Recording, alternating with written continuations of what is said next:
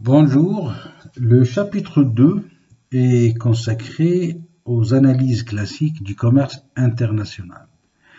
Nous allons voir à ce propos la théorie des avantages absolus d'Adam Smith, les avantages comparatifs de Ricardo, le modèle Hauss et le paradoxe de Leontief.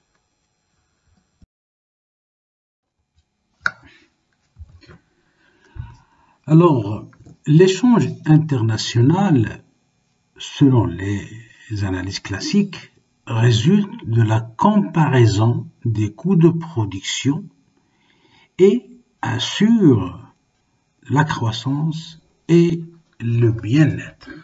Donc, une vision très positive de l'échange international dans les analyses classiques. L'avantage absolu chez Adam Smith. Adam Smith présente le commerce international comme un jeu à son positif, à l'opposé de l'approche mercantiliste qui considérait le commerce international comme un jeu à somme nulle, c'est-à-dire dans la logique mercantiliste. S'il y a un gagnant quelque part, il y a forcément un perdant quelque part, et vice-versa. Mais pour Adam Smith, non. Dans le commerce, où le commerce international est un jeu à somme nulle, ça veut dire qu'il y a gagnant-gagnant. Pour chaque produit, il est préférable de l'importer s'il peut être produit plus efficacement à l'étranger. C'est-à-dire si on peut le produire de façon plus efficace, moins coûteuse à l'étranger, au lieu de le produire chez soi, vaut mieux l'importer. Un pays se spécialise donc dans la production des biens pour lesquels il a un avantage absolu, c'est-à-dire il va se spécialiser là où il produit de manière plus efficace et moins coûteuse par rapport aux pays étrangers. Les hypothèses de l'analyse d'Adam Smith. Alors Adam Smith, dans son analyse, il fait un bon nombre d'hypothèses. D'abord, son analyse, il passe d'une situation d'autarcie vers une situation de libre-échange pour pouvoir faire des comparaisons. Il suppose que, avant l'ouverture, l'offre et la demande nationale sont en équilibre dans chaque pays. C'est très important, ça veut dire ce qui est produit localement est totalement demandé, consommé localement. Il n'y a pas de surplus, il n'y a pas de déséquilibre entre offre et demande. Les biens sont parfaitement mobiles, c'est-à-dire on peut importer, exporter les biens, contrairement à l'unique facteur de production, le travail, qui est parfaitement immobile. Les biens peuvent se déplacer, les travailleurs ne peuvent pas se déplacer entre les pays. Enfin, les prix relatifs des biens sont proportionnés à la quantité de travail contenue dans chaque bien et les rendements d'échelle sont constants. Voilà, ce sont les hypothèses d'Adam Smith pour son analyse. Nous avons ici, dans ce tableau, la situation de deux pays, le pays A et le pays B. Les deux pays produisent des vêtements et du blé. Et nous avons ici 100, par exemple, c'est le nombre d'unités de travail nécessaires pour produire une unité de vêtements.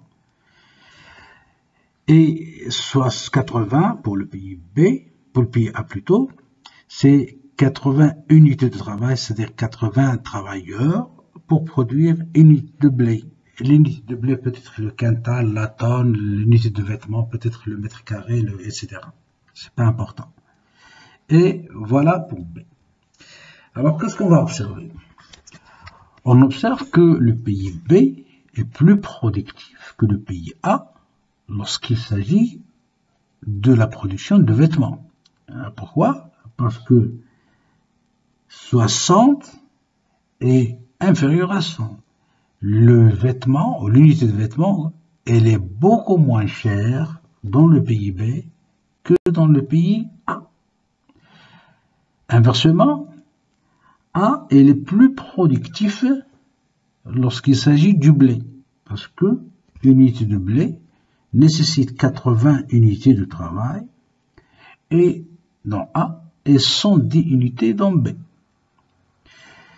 Ainsi, chaque pays possède un avantage absolu de productivité sur son partenaire. A a un avantage dans le blé par rapport à B, et B a un avantage absolu dans le vêtement par rapport à A.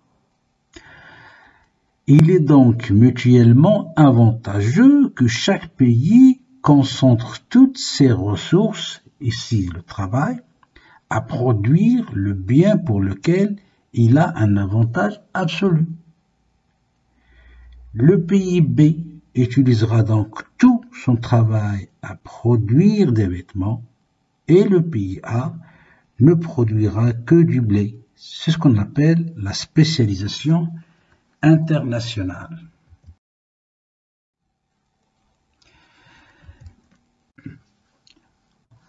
On peut montrer que ces échanges sont mutuellement bénéfiques de la façon suivante. Supposons que les biens s'échangent à raison des quantités de travail nécessaires à leur production. Par conséquent, puisque une unité de blé produite par A nécessite 80 heures de travail et une unité de vêtements produite par B nécessite 60 heures de travail, A pourra obtenir 80 sur 60, soit 4 tiers, 1,33 de vêtements contre une unité de blé. Au lieu de 80 sur 100 localement, qui est égal à 0,80, en l'absence d'échange.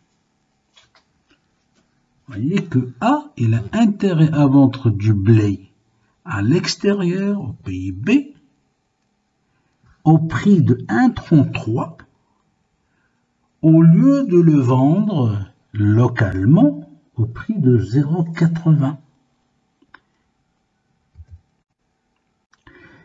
Réciproquement, B pourra obtenir 60 sur 80, qui est égal à 3 sur 4, 0,75 unités de blé, contre une unité de vêtements exportés. Donc c'est beaucoup moins cher. Au lieu de 60 sur 110, qui est égal à 0, 500, 5, 4, 5, 6, en l'absence d'échange. Vous voyez que B contre le blé, contre le vêtement,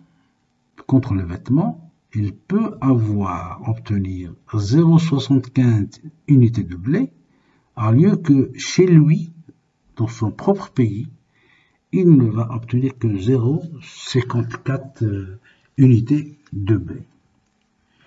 Donc, d'après ces calculs, les deux pays ont intérêt à participer à l'échange international.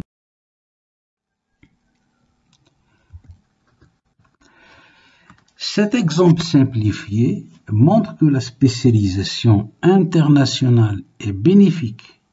On voit aussi qu'elle présuppose une réallocation des ressources, le travail, à l'intérieur des deux pays. Cela signifie que dans B, les individus qui travaillent dans la production des vêtements sont remplacés dans réemployés dans la production du blé. De même, les individus qui travaillent dans la production du blé dans A sont réemployés dans la production des vêtements. Cette théorie, elle repose sur l'hypothèse selon laquelle chaque pays est meilleur dans certains secteurs de production. Il ne nous apprend rien dans le cas où un pays serait meilleur pour l'ensemble des secteurs de production.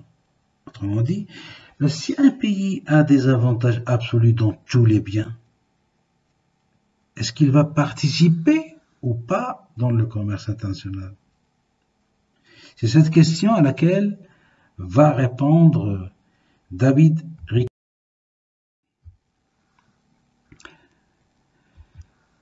Alors, les limites de la théorie des avantages absolus d'Adam Smith. Le libre-échange, ou plutôt libre-échangiste, c'est-à-dire il encourage le libre-échange, l'année d'Adam Smith est cependant une simplification qui limite l'échange au seul cas où il existe des avantages absolus, comme on vient de lire. Deuxièmement, Adam Smith avait pensé à des restrictions au libre-échange, notamment dans 3 cas. C'est-à-dire, même on a des avantages absolus, on ne va pas se spécialiser, on ne va pas participer à l'échange international pour les raisons suivantes. Lorsque l'indépendance nationale est menacée, primo, on est dans la sphère politique maintenant. Lorsque les autres pays sont protectionnistes et lorsque les emplois nationaux sont gravement menacés, c'est-à-dire si cette spécialisation va se faire aux dépens des travailleurs. La vision de cet auteur ne justifie pas un échange important entre les pays.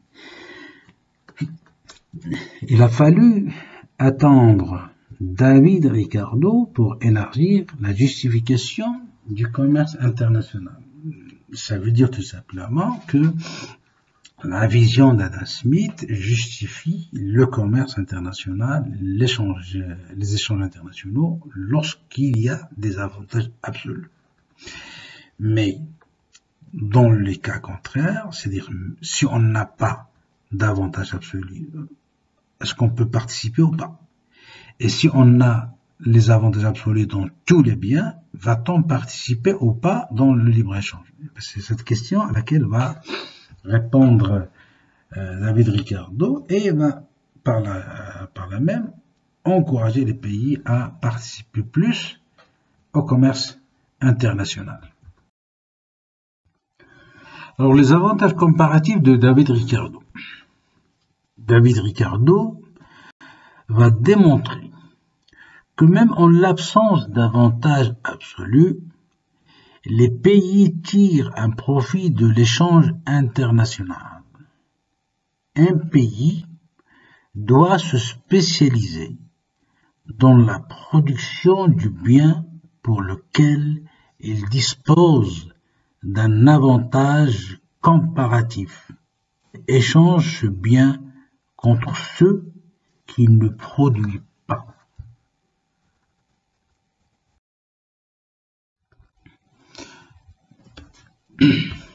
Dans le modèle simplifié ci-contre, l'Angleterre ne dispose d'aucun avantage absolu puisqu'elle est moins efficace que le Portugal pour la production des deux biens.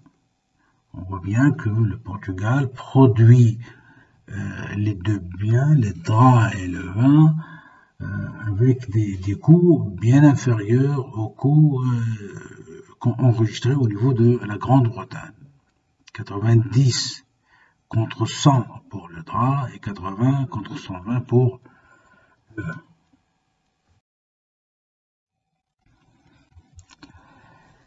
comparativement, le vin est plus difficile à produire que le drap en Grande-Bretagne.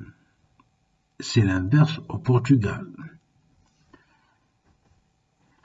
Le Portugal produira du vin parce que contre une unité de vin, il va obtenir 1,2 unités de drap en Grande-Bretagne. Contre 0,88 si il le vend chez lui, dans le marché national. Pour la Grande-Bretagne, elle va produire des draps parce qu'une unité de drap va être échangée contre 1,125 unités de vin. S'il est vendu ou exporté au Portugal, au lieu de 0,83 si elle est consommée sur le marché britannique.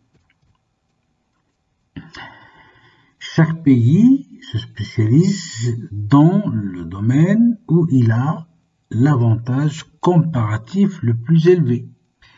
Le Portugal a un avantage comparatif plus élevé dans le vin. Il va se spécialiser donc dans le vin. La Grande-Bretagne a un avantage comparatif plus important dans la production des draps. Elle va se spécialiser dans la production.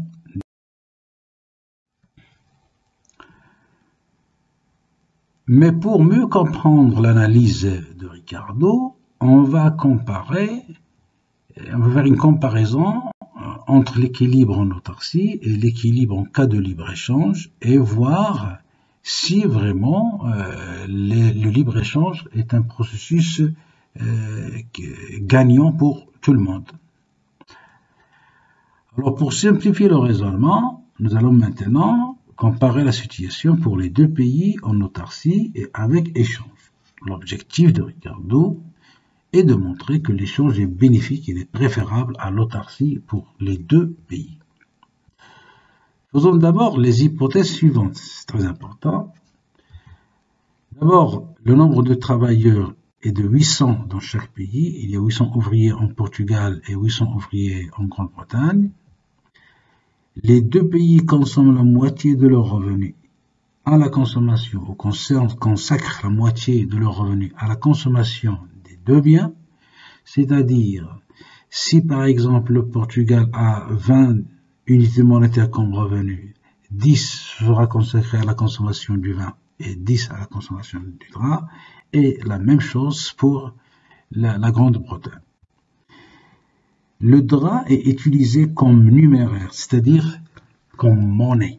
Le prix du drap vaut 1 dans les deux pays.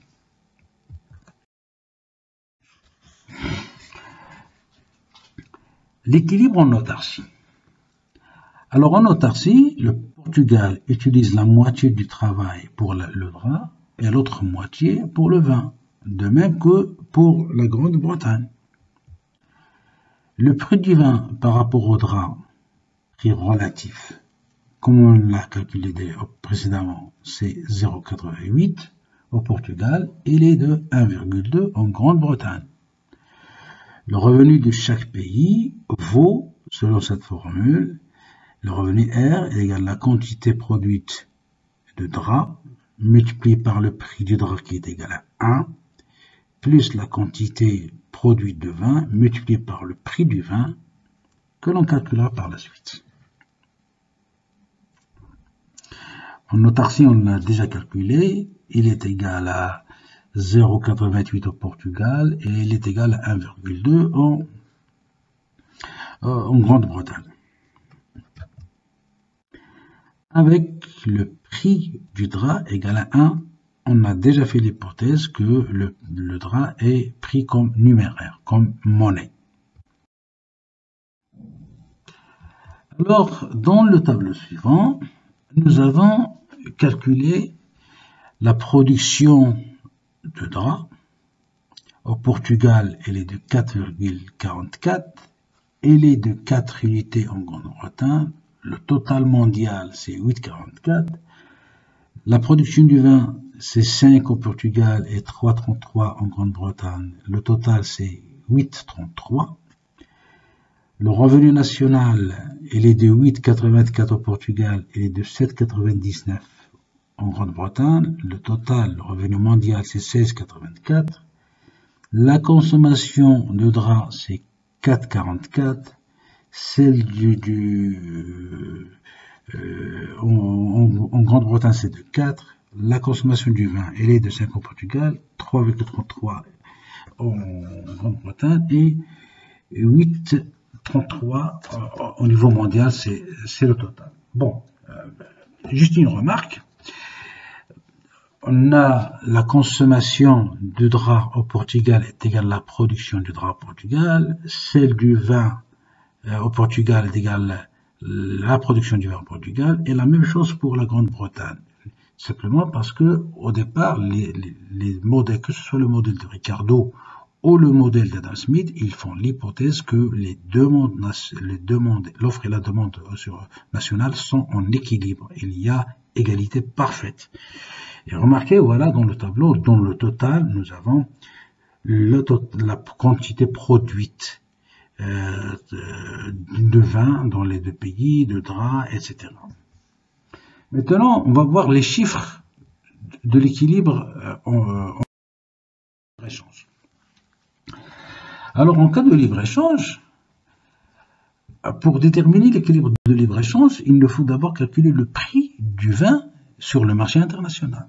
Parce que tout à l'heure, nous avons deux prix de vin. Nous avons un prix de vin, du vin au Portugal, qui est égal à 0,88, et un autre prix en Grande-Bretagne, qui est égal à 1,2. Mais sur le marché international, il n'a pas de prix. Il va avoir un seul prix. C'est ce prix-là que l'on doit chercher. Alors, pour trouver ce prix sur le marché international, on va partir de la condition de l'équilibre du marché international. Dans la condition d'équilibre, nous avons une égalité parfaite entre les exportations et les importations. Et pour le Portugal, les exportations de vin, 5 unités, sont donc égales aux importations de draps, 5 unités. Ça signifie quoi? Parce que si le Portugal exporte 5 unités, il reçoit 5 unités. On va voir ça dans le tableau qui va suivre. Et le prix du drap, c'est 1. Donc forcément, le prix du vin, c'est 1. Le prix du drap vaut 1, par hypothèse, parce qu'il s'agit de la monnaie, du numéraire. Donc le prix international du vin est 1 également. Et ainsi, on a le tableau suivant. Remarquez que le Portugal, qui se spécialise dans le vin, va produire 5 unités, plutôt 10 unités de vin. La Grande-Bretagne va produire 10 unités de drap. Le total mondial pour le drap, c'est 10, c'est supérieur au total en autarcie. Et la production du vin, elle est de 10, elle est également supérieure au total de l'équilibre en autarcie. Le revenu national a augmenté dans les deux pays, 10, 10, 20 qu'en total, et partout les chiffres sont supérieurs à la situation d'autarcie. À travers cet exemple, Ricardo est en train de justifier que le commerce international est préférable à l'autarcie, même si on n'a pas d'avantage absolu. On peut avoir des avantages relatifs ou comparatifs. Alors, quelles sont les conclusions du modèle de Ricardo? On va présenter certaines conclusions importantes. Les gains à l'échange sont liés au coût d'opportunité qui, en autarcie, est supporté par le pays mobilisant des ressources pour produire un bien, alors que ces ressources pourront être utilisées plus efficacement dans la production d'un autre bien. Si on revient au cas du Portugal, le coût d'opportunité vient d'où? Vient du fait que les ouvriers portugais les 400 ouvriers portugais qui travaillaient dans le drap, ils produiront mieux si on les utilise dans la production de vin. Donc c'est ce manque à gagner qui constitue le coût d'opportunité et qui est à l'origine de l'avantage comparatif selon Ricardo. De la même manière, en Grande-Bretagne, les 400 ouvriers qui travaillent dans le vin, pour la production du vin, bien, ils produiront mieux et plus efficacement s'ils travaillent dans la production du drap. Et donc, il y a un manque à gagner pour la Grande-Bretagne dans le secteur du drap. Et c'est ce manque à gagner, ce coût d'opportunité, qui est aussi à l'origine de l'avantage comparatif de la Grande-Bretagne dans la fabrication ou la production du drap. La deuxième conclusion, c'est que la spécialisation s'explique ici par des différences de productivité du travail associées à des techniques de production différentes selon les pays et considérées comme données. Donc voilà la source de l'avantage comparatif selon David Ricardo. D'abord, c'est le fait qu'il y a des différences de productivité du facteur travail associées à des différences dans les fonctions de production qui sont considérées comme données. Voilà, ce sont deux conclusions. Les limites du modèle de Ricardo. D'abord, le modèle de Ricardo est un modèle à un seul facteur de production, le travail, qui est mobile au sein des nations, à l'intérieur du pays, et immobile au niveau international. Les coûts de transport sont supposés négligeables, on les ignore. Une conséquence du modèle est que la spécialisation des pays est totale. Chaque pays ne produit qu'un seul bien.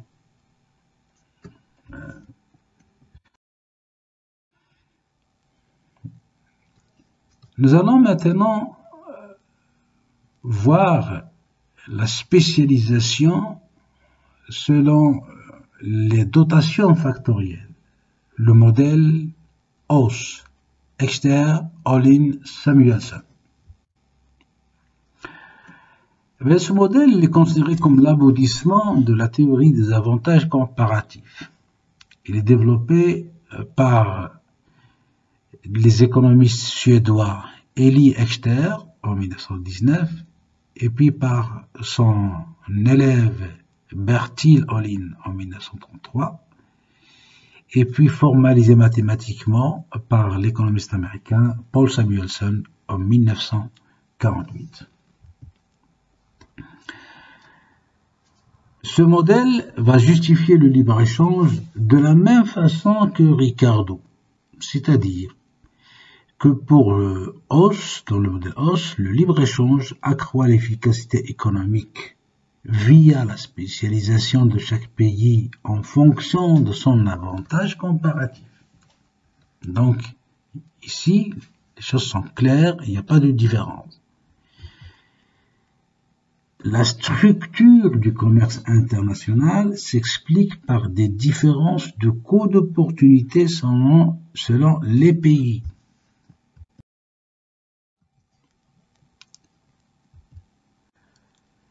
Alors la différence avec le modèle de Ricardo réside en quoi?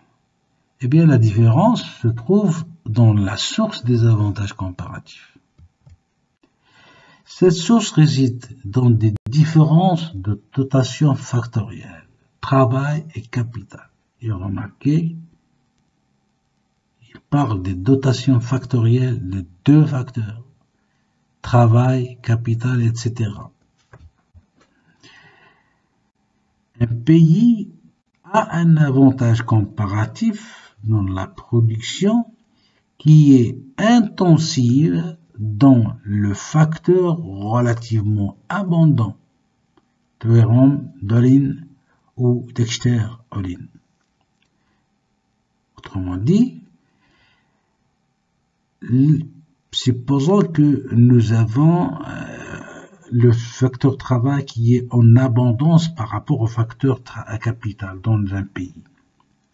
Eh bien, les produits ou la production qui utilise plus de travail que de capital, eh bien, ce pays présente des avantages comparatifs par rapport au reste du monde.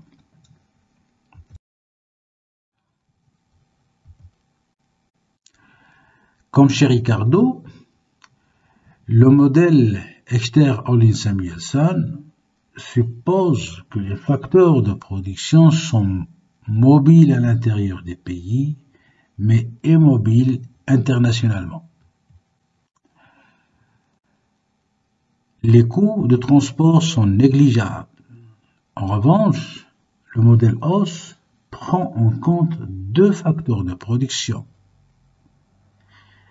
Il suppose des technologies identiques pour tous les pays, à l'opposé de Ricardo où il suppose que les fonctions de production sont différentes. Ici, les fonctions de production sont identiques. Il y a la même fonction.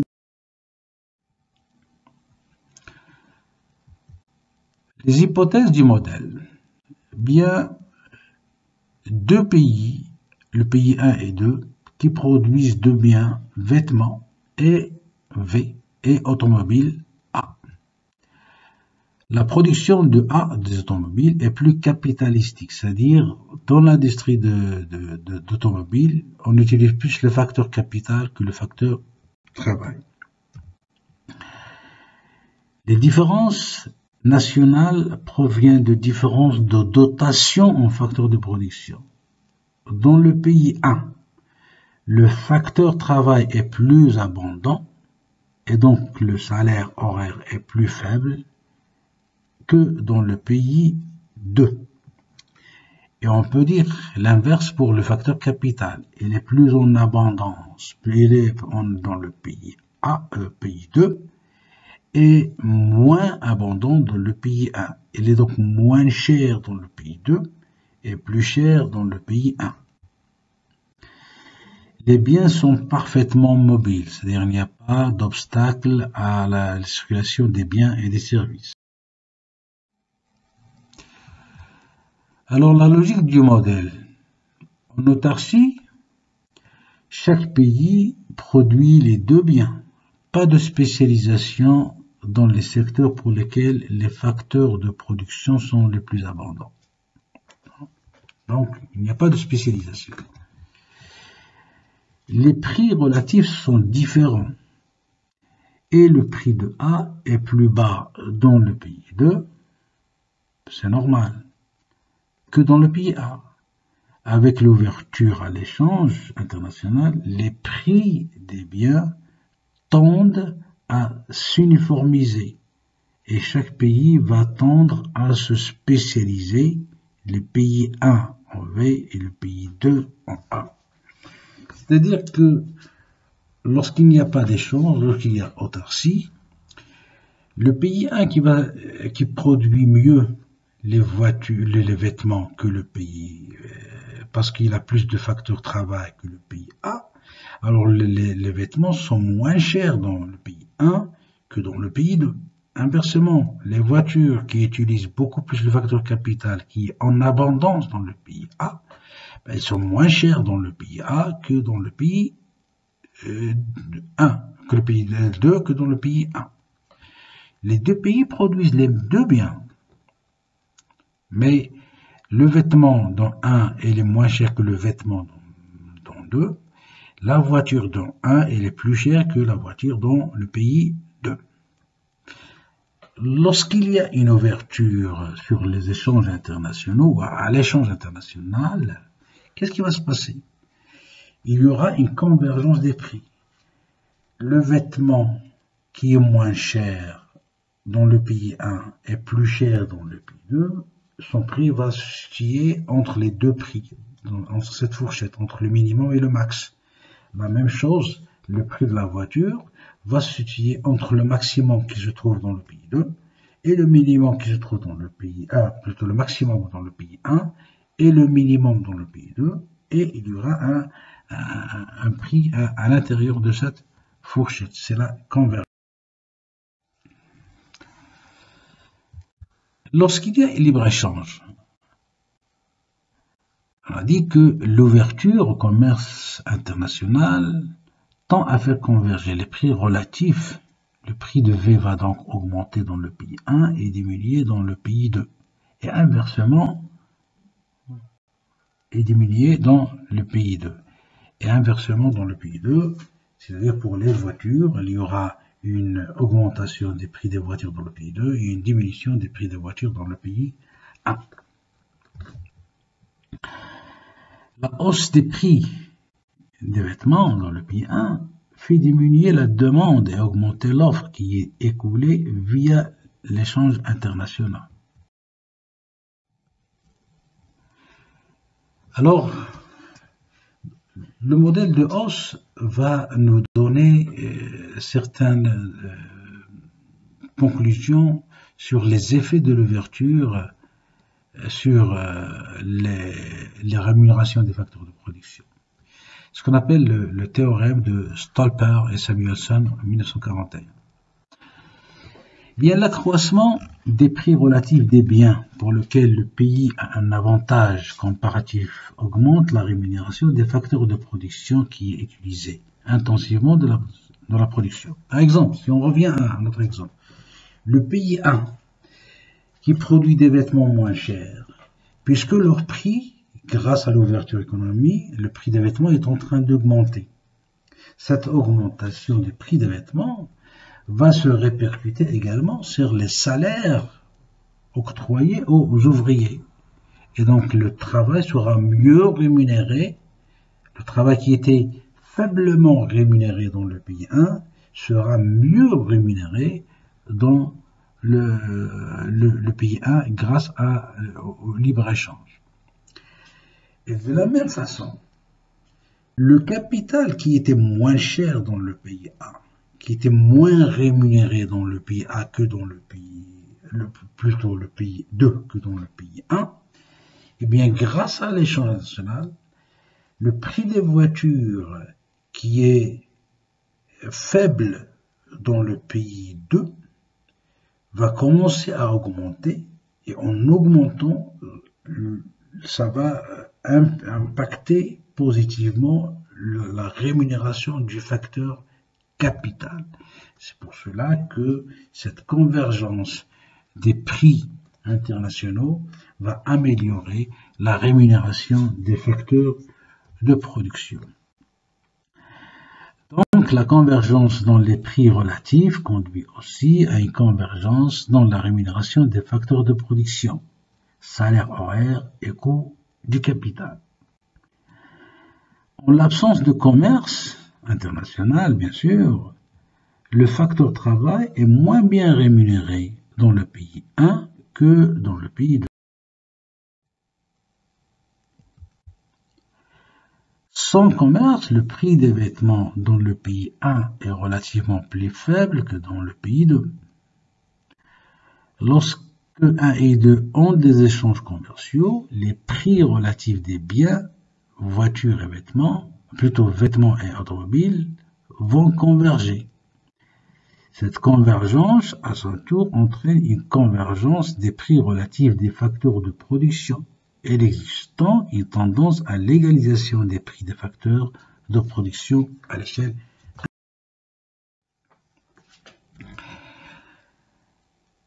L'évolution des dotations factorielles et modification de la spécialisation. Eh bien, l'économiste polonais Rybczynski va démontrer que l'évolution des dotations factorielles dans un pays modifie sa spécialisation de la manière suivante. Pour un prix relatif donné, une augmentation de la dotation en un facteur de production augmente la production du bien qui est intensif dans ce facteur et diminue la production de l'autre bien. Théorème de Rebzinski. C'est-à-dire, admettons que dans un premier temps, un pays donné était abondant en facteur travail et moins abondant en facteur capital. Et pour une raison, donc au début, il se spécialisait dans la production intensive en facteur travail. Et pour une raison ou une autre, il devient un pays abondant en facteur capital et moins abondant en facteur travail. Il va changer de spécialisation. Il va se spécialiser dans la production des biens intensifs en capital au lieu de se spécialiser dans la production de biens intensifs en travail. C'est ça l'idée principale du théorème de Rebzinski.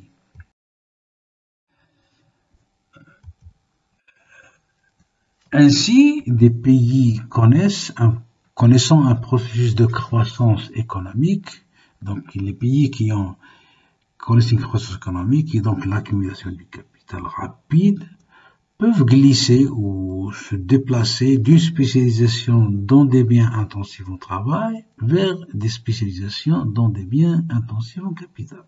Ça, c'est l'idée principale. Cependant, un autre scénario est évidemment possible, celui dans lequel c'est le pays abondant en capital qui a un rythme d'accumulation de capital plus élevé que les pays abondants en travail.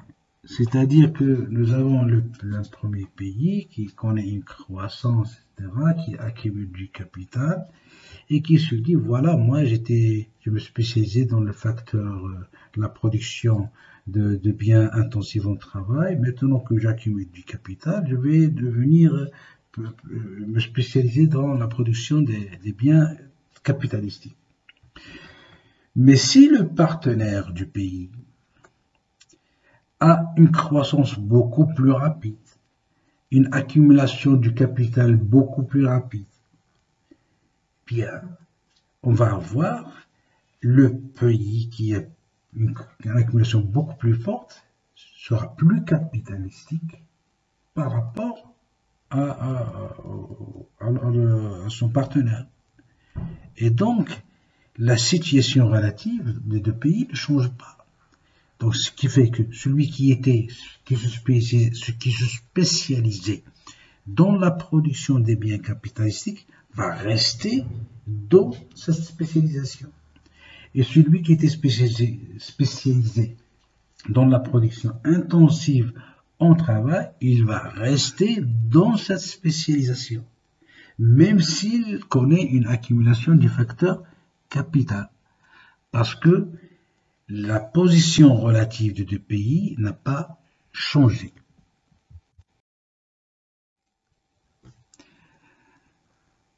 Le paradoxe de Leontiev. Le modèle Hauss a été l'objet de plusieurs travaux sur le contenu en service de facteurs des exportations et importations de différents pays. L'étude de Leontiev, menée dans les années 50, porte sur 200 industries en 1947 aux États-Unis. Il s'agit incontestablement de l'économie la plus industrialisée du monde à l'époque. Autrement dit, d'un pays relativement abondant en capital. On s'attendait donc à ce que les États-Unis importent des biens relativement intensifs en travail et exportent des biens relativement intensifs en capital. Or, l'étude de Leontiev présente le résultat opposé. en fait, révèle que les industries des produits importés aux États-Unis utilisent 30% de plus de capital par travailleur que celles des produits exportés, ce qui résulte à dire plutôt appelé le paradoxe de Lyon-Thiers. Autrement dit que, en analysant les importations américaines, on a trouvé que ce sont des importations qui sont quand même très capitalistiques, plus de 30% de capital par rapport à ces exportations. Par la suite, d'autres études vont montrer que le travail qui est utilisé, qui est incorporé dans la production américaine, c'est un travail qui est hautement qualifié et que l'on va désigner par la suite par ce qu'on appelle le facteur ou le capital humain.